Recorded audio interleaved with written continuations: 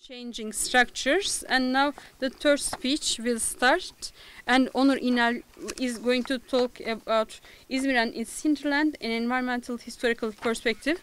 And so he's going to touch upon the environmental history, and in general we don't take this into account. And Onur İnal studied in Yeditepe University and then Koç University, and he completed his PhD in 2015 in Arizona University in History Department, and he specializes on port and its hinterland, and he has written a dissertation thesis about Izmir and its hinterland, and I think he's now working on publishing a book about his dissertation thesis, and I think he's now in Hamburg University. He's working as a researcher there.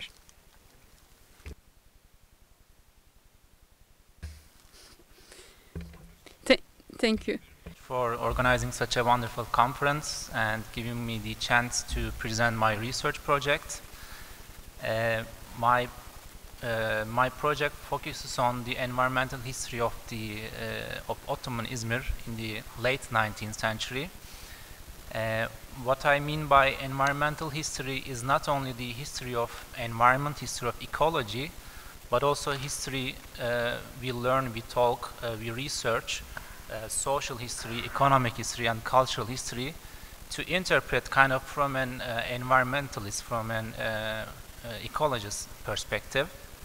So, of course, environmental history is a very big topic or very big field, and I should narrow down a little bit and talk only one dimension of environmental history of Izmir. So to start with, Izmir has undergone profound social, economic and political changes for the past 4 centuries. Starting from the late 17th century, it grew from a small seaport to become a regional port, supplying the imperial capital, Istanbul. Then it became a major transit port, engaged in a flourishing export trade with Europe. In the 18th and 19th centuries, Izmir grew rapidly in external trade and became the marketplace of the expanding Ottoman economy. Especially from the mid-19th century on, Izmir was a major outlet for Ottoman exports to Europe. Izmir's evolution from an obscure coastal town, first into a major transit port, and then into a gateway linking the western Anatolian hinterlands to world markets, has been the subject matter of many studies. These studies have focused principally on the ways Izmir exercised influence over the countryside. They have often viewed transformations in the western Anatolian countryside as results of impact of the city on the country. So historical interplay or interchanges between Izmir and its hinterlands has remained rather a neglected aspect of history. So today I aim to fill a gap in our understanding of the complex relationship between Izmir and its hinterlands and give an environmental perspective to the subject through the study of interactions between the city and countryside. So I'm not primarily concerned with adding new information to what we already know about Izmir. I am not interested in reappraising its historical role, significance either. Instead of this, I aim to offer kind of alternative perspective or alternative interpretation to the conventional view of Izmir's growth in the 19th century. So already I said there are several dimensions of environmental history and the interactions between Izmir and its hinterlands. Today I will discuss only one of them, and I will talk about the growth of population in the rural and in urban, and growth of workforce, and how these demographic changes kind of impacted or influenced the social, economic, political and cultural changes or transformations in the city and country. So start with the population. So Izmir was a prosperous and ever-growing city, port city in the 19th century, and its population reached the 100,000 mark long before the beginning of the 19th century. But the Western Anatolia in the same period was in stark contrast to Izmir, towns and villages. The population was scarce and widely scattered, and agricultural land was available, extensive, but it was not adequate to generate widespread economic development. And the Ottoman government knew this, defined this lack of productivity as a problem, and it sought ways to increase agricultural production by promoting migration and settlement, lifting restrictions on labor and capital flow, and developing new means and techniques. And from the 1830s on, the government brought diverse groups to Western Anatolia from other parts of the empire, voluntarily or involuntarily, and settled them in villages. And most of these villages were founded in marshlands or in previously unsettled locations. And the government expected newcomers, new settlers, to reclaim the land and grow crops.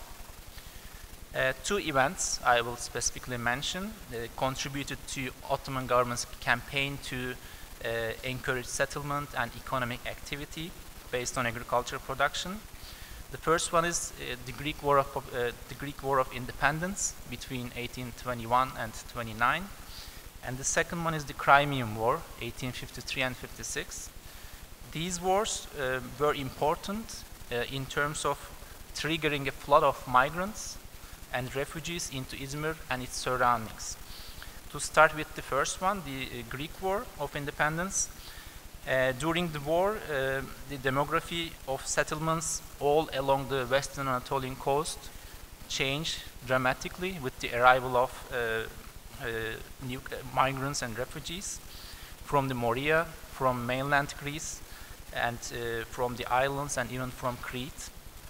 And these newcomers crowded not only into the already overpopulated coastal towns such as Foça, Ayvalık, Çeşme, but also into the more thinly populated towns and villages in the interior. Let me give 2 or 3 examples. For example, in 1842, the Greeks made up nearly 22% of the population of Manisa. The same period in Aydın, there were 17,800 people, and the Greeks made up 15% of the population. So the Greeks in Western Anatolia, they employed agricultural know-how they brought with them to their new lands and played an important role in the late 19th century economic and ecological shifts in the region. They cultivated a variety of crops, and some of them were high priority for them. For example, they dominated fig and grape growing. What the banana meant for tropical lands, it was fig and grape or raisins in Western Anatolia in this period. And this period witnessed fig trees and vines being commercially grown almost everywhere in the region, from the edge of the waters to the hilltops.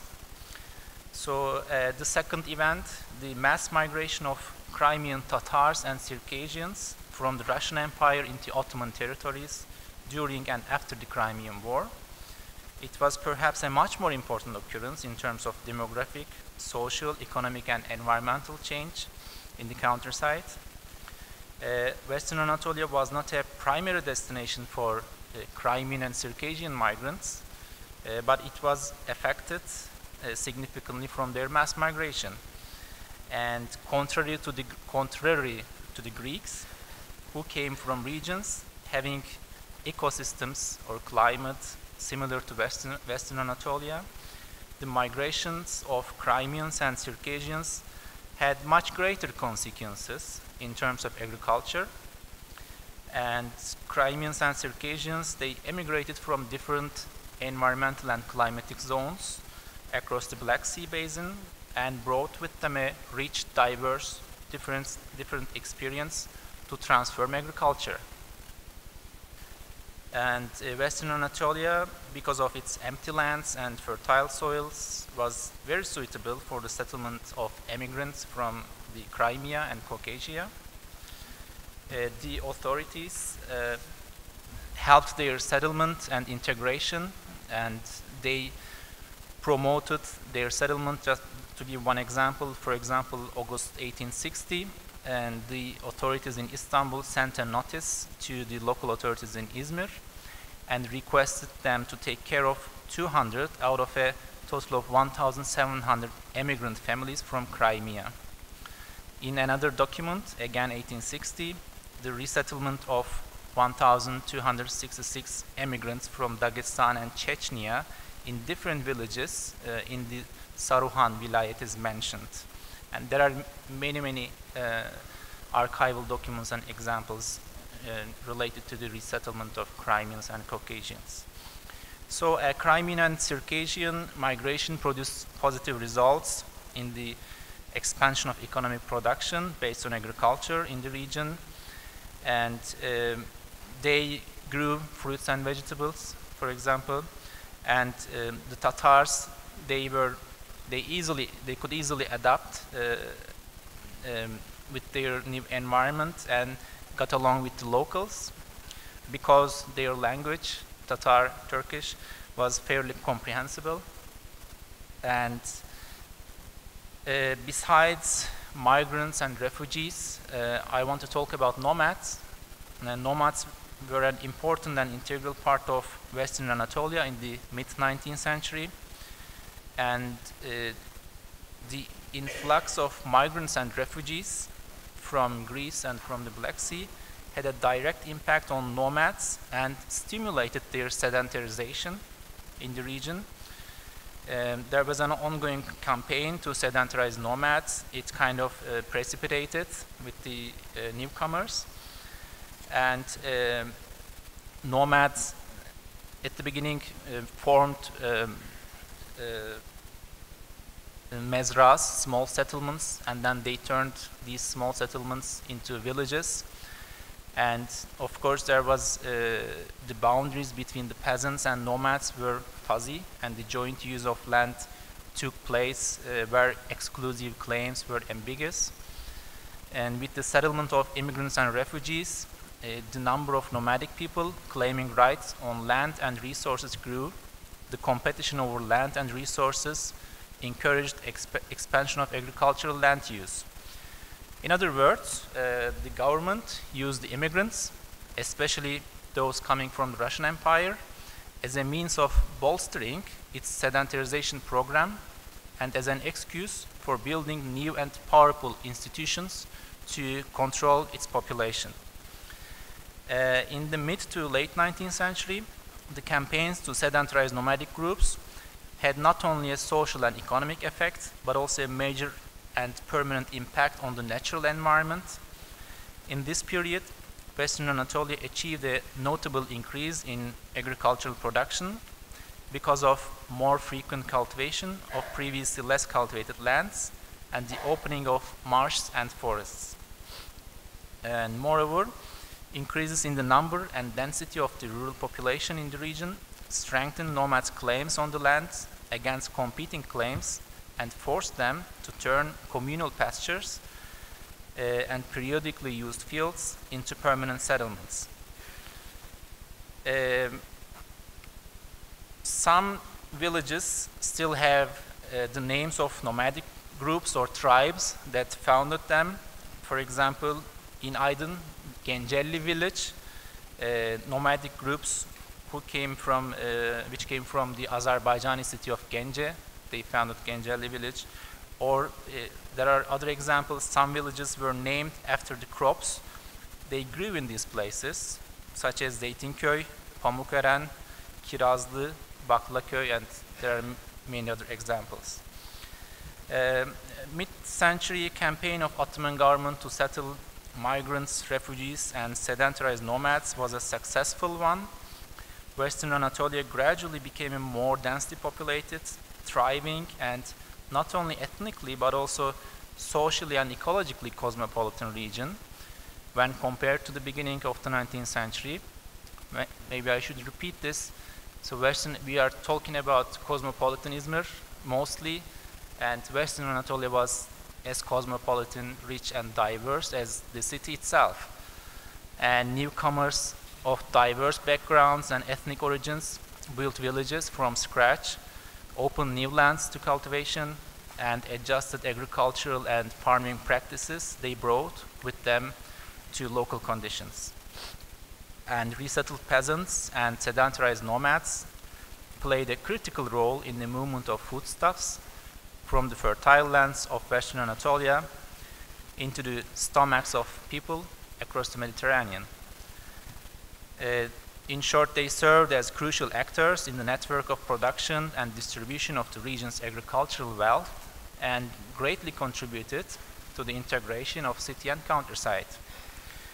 Let's talk about Izmir very briefly. The number of inhabitants reached 140,000 in the 1840s and exceeded 200,000 before the end of the 19th century. There were problems, challenges, diseases, but the considerable rewards Izmir offered, it became a kind of point of attraction, and people, they took risks and left their life in the country or other places and came to Izmir. And there is not much information available about the origin, background, and economic status of rural migrants to Izmir.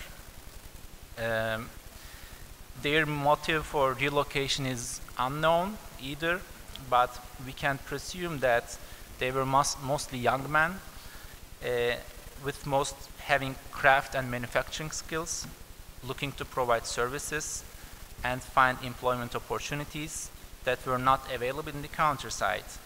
They were employed as low-paid and low-educated workers in different manufacturing industries, tanning, cotton weaving, silk winding, oil pressing, fig packing, and so on.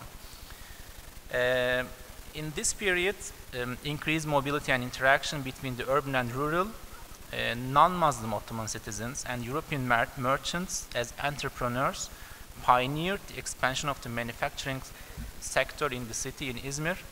For example, 1847, the Armenian merchant Düzoğlu Hoca Agop opened the city's first paper mill. 3 years later, Isigonis, a rich Ottoman Greek merchant, established an iron foundry near Hoca Agop's paper mill. And in the same year, Atkinson, Merrilees and Co. owned a pressing mill in the city. And these investments, they show that Izmir became the undisputable center of processing, packing, and manufacturing for Western Anatolia. Izmir, a dynamic exporter of rich agricultural region, already in the 18th century, became literally what I define as sponge city, growing constantly by soaking up the agricultural produce coming from its surrounding areas. In contrast to earlier centuries, when the city's economic prospects rested largely on long-distance trade of high-value items, in this period, the city relied increasingly for its prosperity on exports generated by its immediate hinterland. And the hinterland became the mainstay of not only hundreds of thousands of peasants, migrants, nomads in the rural area, but also the residents in the city. Merchants, artisans, and manufacturers in Izmir, they oriented their business around agricultural goods on an increasing scale and became more dependent on the producers and farmers in the rural, in the countryside. And this new relationship between city and country can be best defined as symbiotic, in which both were mutually dependent and socially, economically, and ecologically dependent. Let me conclude with a few words, sentences. In the second half of the 19th century, Izmir evolved from a transit port forwarding the merchandise coming from the east to the west into a gateway city that tied the rich farmlands in its vicinity to the center of global economy. In other words, late 19th century witnessed Izmir and Western Anatolia becoming inextricably bound. Migrants, nomads, refugees, resettled peasants in the countryside played a significant role in the city and in the rural, and city and countryside shaped and reshaped each other in this period. And thanks to the migrants, nomads, refugees' sweat and toil, Izmir and Western Anatolia became a different place at the end of the 19th century, what they used to be at the beginning. Thank you very much.